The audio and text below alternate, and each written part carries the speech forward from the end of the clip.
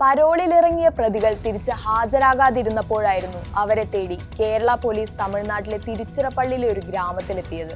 പ്രതികൾ ആ ഗ്രാമത്തിൽ നിന്നുള്ളവരാണ് എന്നായിരുന്നു പോലീസിന് ലഭിച്ച പ്രാഥമിക വിവരം. പക്ഷേ അവിടെ എത്തിയ പോലീസിന് കാണാൻ കഴിഞ്ഞ കാഴ്ച ശരിക്കും ഞെട്ടിപ്പിക്കുന്നതായിരുന്നു. പുറമെ വലിയ വികസനങ്ങളൊന്നുമില്ലാത്ത ഒരു ചെറിയ ഗ്രാമമായിരുന്നു അത്. പക്ഷേ ഗ്രാമത്തിലെ മിക്ക വീടുകളും അത്യാഡംബര സൗകര്യങ്ങളോട് കൂടിയവ. പുറമെ ആഡംബര വാഹനങ്ങൾ, അകത്ത് വലിയ വീട്ടുപകരണങ്ങൾ, ഫർണിച്ചറുകൾ. അവിടെ താമസിക്കുന്നവരിൽ ഭൂരിഭാഗം പേരും മോഷ്ടാക്കളായിരുന്നു. ഈ മോഡലിൽ ഇന്ത്യയിലുടനീളം നിരവധി ഗ്രാമങ്ങളുണ്ട്. ആ പ്രദേശങ്ങൾ അറിയപ്പെടുന്ന പേര് ചിലപ്പോൾ നിങ്ങൾക്ക് സുപരിചിതമായിരിക്കും: തിരുട്ട് ഗ്രാമങ്ങൾ.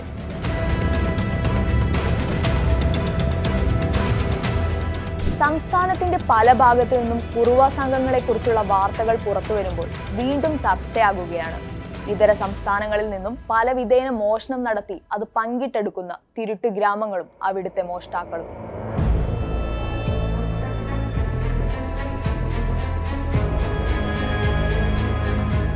ഈ ഗ്രാമങ്ങളിൽ ഒരു കുട്ടി പിറന്നു വീഴുന്നത് മുതൽ അവർ കണ്ടു വളരുന്നത് മോഷണമടക്കമുള്ള പലതരം കുറ്റകൃത്യങ്ങളാണ്. പിന്നീട് വലുതാകുമ്പോൾ പതിയെ കുലത്തൊഴിലായ മോഷണത്തിലേക്ക് വരും. കൃത്യമായ പദ്ധതിയോടും വ്യക്തതയോടും കൂടി ഒരു ഗ്രാമത്തിന്റെ മുഴുവൻ പിന്തുണയുമായാണ് ഈ ഗ്രാമക്കാർ മോഷണം നടത്താൻ ഇറങ്ങുന്നത്. ജന്മവാസനയായ കുറ്റകൃത്യങ്ങൾ ചെയ്തുകൊണ്ട് ആഡംബര ജീവിതം നയിക്കുകയാണ് ഈ ഗ്രാമക്കാരുടെ ജീവിത രീതി. തിരുട്ട് ഗ്രാമങ്ങൾ പ്രധാനമായുമുള്ളത് ഉത്തരേന്ത്യൻ സംസ്ഥാനങ്ങളിലാണ്. ഛത്തീസ്ഗഡിലെ റാഞ്ചിക്കടുത്തുള്ള ജാംതാര, ഹരിയാനയിലെ ഷിക്കാർപൂർ, യുപിയിലെ ചോർ, തമിഴ്നാട്ടിലെ തിരുച്ചിറപ്പള്ളി തുടങ്ങിയിടങ്ങളിലാണ് പ്രധാനമായും തിരുട്ട് ഗ്രാമങ്ങളുള്ളത്. ഇന്ത്യയിലൊട്ടാകെ യുപി, കൊൽക്കത്ത, കന്യാകുമാരി, റാഞ്ചി തുടങ്ങി നിരവധി ഇടങ്ങളിലെ പോലീസ് സ്റ്റേഷനുകളിൽ ഇവരുടെ പേരിൽ വൻ മോഷണ കേസുകളുമുണ്ട്. ഇന്ത്യയിൽ മാത്രമല്ല, അമേരിക്ക, ഫ്രാൻസ് തുടങ്ങിയ വിദേശ രാജ്യങ്ങളിലും ഇത്തരം മോഷ്ടാക്കൾ തിങ്ങിപ്പാർക്കുന്ന തിരുട്ട് ഗ്രാമങ്ങളുണ്ട്. ഇന്ത്യയിൽ പൊതുവെ ഊരുമൂപ്പനോ ഗ്രാമത്തിന്റെ പ്രധാനിക്കോ ആയിരിക്കും ഈ ഗ്രാമങ്ങളുടെ പൂർണ്ണ നിയന്ത്രണം ഉണ്ടായിരിക്കുക. സ്ത്രീകളും കുട്ടികളും അടക്കമുള്ള സംഘമായി കവർച്ചയ്ക്ക് തിരിക്കുന്ന ഇവർ അത് സംബന്ധിക്കുന്ന വിവരങ്ങൾ ആദ്യം അറിയിക്കുന്നത് മൂപ്പനെയാണ്. മറ്റ് കവർച്ചാ സംഘങ്ങൾ അവിടെ എത്താത്ത രീതിയിൽ മൂപ്പൻ ആവശ്യമായ നിയന്ത്രണങ്ങൾ ഉണ്ടാക്കുന്നു. കവർച്ച കഴിഞ്ഞെത്തുന്ന മോഷ്ടാവ് ആദ്യം എത്തുന്നതും മൂപ്പന്റെ അടുത്തേക്കാണ്. മോഷണത്തിൽ നിന്ന് ലഭിച്ച മുതലിൽ നിന്നും ഒരു നിശ്ചിത വിഹിതം അവർ മൂപ്പന് നൽകുകയും ചെയ്യും. അത് നിർബന്ധമാണ്.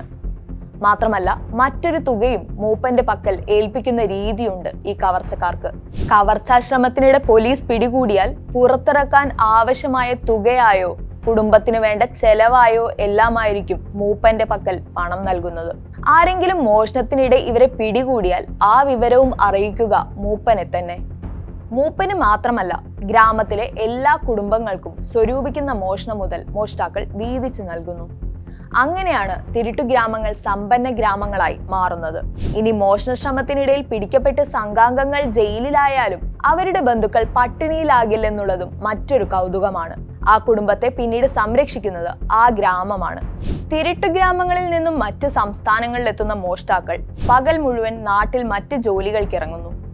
ആക്രി പെറുക്കുക, പഴയ സാധനങ്ങൾ ശേഖരിക്കുക, കത്തി മൂർച്ച കൂട്ടുക തുടങ്ങിയ ജോലികൾ ചെയ്ത് പകൽ മുഴുവൻ വീടാന്തരം കയറി ഇറങ്ങുന്ന ഇവർ ഇതിനിടെ വീടുകൾ കൃത്യമായി നിരീക്ഷിക്കുന്നു. CCTVകൾ, ജനലുകൾ, വാതിലുകൾ, വീടിന്റെ പരിസരങ്ങൾ തുടങ്ങിയവയെല്ലാം നിരീക്ഷിച്ച് രാത്രി അതിനനുസൃതമായ പദ്ധതി തയ്യാറാക്കി രാത്രിയാകുന്നതോടെ തിരിച്ചറിയാൻ സാധിക്കാത്ത വേഷത്തിൽ ഇവർ മോഷണത്തിനെത്തുന്നു. വീടുകൾ മാത്രമല്ല, വ്യാപാര സ്ഥാപനങ്ങൾ, പെട്രോൾ പമ്പ്, ആരാധനാലയങ്ങൾ തുടങ്ങിയ ഇടങ്ങളിൽ നിന്നും കവർച്ച നടത്തുന്നു. മറ്റു മോഷ്ടാക്കളിൽ നിന്നും വ്യത്യസ്തമായി മാരകായുധങ്ങൾ കയ്യിൽ കരുതുന്ന അപകടകാരികളായ മോഷ്ടാക്കൾ കൂടിയാണ് ഇവർ. മോഷണത്തിന് ശേഷം ഇതുമായി കടന്നു കളയുന്ന ഇവരെ ഗ്രാമത്തിൽ ചെന്നാൽ പിടികൂടാൻ സാധിക്കുമെന്ന് കരുതിയെങ്കിൽ നിങ്ങൾക്ക് തെറ്റി. പുറത്തുനിന്ന് ആര് ഗ്രാമത്തിലെത്തിയാലും ഉടനടി സംഘത്തിന് വിവരം ലഭിക്കും. കൂടാതെ ഇവരെ പിടികൂടാൻ എത്തുന്ന അന്വേഷണ ഉദ്യോഗസ്ഥരുടെ ഫോട്ടോകൾ ഉൾപ്പെടെയുള്ള വിവരങ്ങൾ ലഭിക്കാനും സ്രോതസ്സുകൾ ഇവർക്കുണ്ട്. പോലീസുകാർക്ക് ഗ്രാമത്തിലെത്തി ഇവരെ നിരീക്ഷിക്കാനുള്ള സാഹചര്യവും ഉണ്ടാകില്ല. കാരണം വിവരം ലഭിച്ചതും ഇവർ ഗ്രാമം വിട്ട് കടന്നു കളയുകയാണ് പതിവ്. ഇനി കടന്നു കളഞ്ഞില്ലെങ്കിൽ തന്നെ കൂട്ടത്തിൽ ഒരാളെ പിടികൂടാൻ വരുന്ന അന്വേഷണ ഉദ്യോഗസ്ഥർക്കെതിരെ പ്രതിരോധം തീർക്കാനും ഒരുങ്ങി നിൽക്കുന്നവരാണ് തിരുട്ട് ഗ്രാമക്കാർ. അപകടത്തിന്റെ കാറ്റ് വീശുന്ന ഈ ഗ്രാമത്തിനകത്ത് പുറത്തു നിന്നൊരാൾ അകപ്പെട്ടാൽ പിന്നീട് പുറത്തു കടക്കാൻ സാധിക്കുമോ എന്നത് മറ്റൊരു ചോദ്യചിഹ്നം. പോലീസ് ഏതെങ്കിലും വിധേന മോഷ്ടാക്കളെ പിടികൂടിയാലും ഈ ഗ്രാമക്കാർ പട്ടിണിയിലാകില്ല. കാരണം ഗ്രാമമൂപ്പനിൽ ഏൽപ്പിക്കുന്ന നിശ്ചിത തുക വരും കാലത്തേക്കുള്ള ഈ അപകട സാധ്യത മുന്നിൽ കണ്ടുകൊണ്ടാണ്. ഒരു മോഷ്ടാവ് പിടിയിലായാൽ മറ്റൊരാൾ ഇതിൽ മുൻകൈയെടുക്കുകയും മോഷണത്തിൽ സജീവമാകുകയും ചെയ്യണമെന്നതാണ് ഈ ഗ്രാമത്തിൽ പിന്തുടരുന്ന പ്രത്യേക നിബന്ധന. തിരുട്ടു ഗ്രാമക്കാരുടെ മോഷണങ്ങൾ ഒരു കാലത്തും അവസാനിക്കരുതെന്ന ചിന്തയാണ് ഈ നിബന്ധനയ്ക്ക് പിന്നിൽ.